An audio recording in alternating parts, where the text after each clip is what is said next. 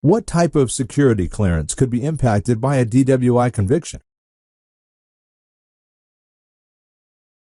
Attorney Eric Sachs explains that.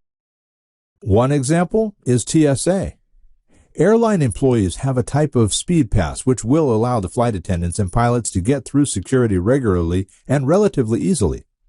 You run the risk of having that canceled, so you cannot get through the speed pass line, and you run the risk of not being able to again travel into that country. For example, if you work for Air Canada or you work for one of the major airlines, that you might find yourself scheduled to go to Canada for the night as a layover and come back. That could be a big issue as well. Your security clearance is affected. Then there are other security clearances in the United States itself.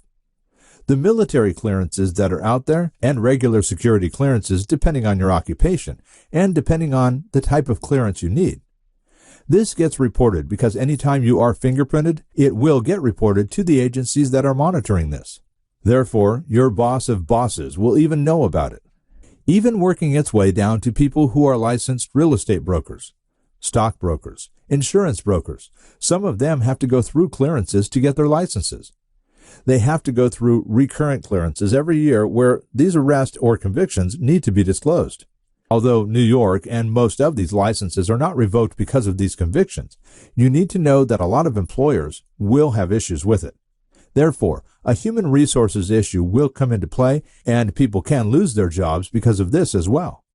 For a free phone consultation, contact Attorney Eric Sachs in New York at 516-679-0400 or visit his website at www.esaxlaw.com.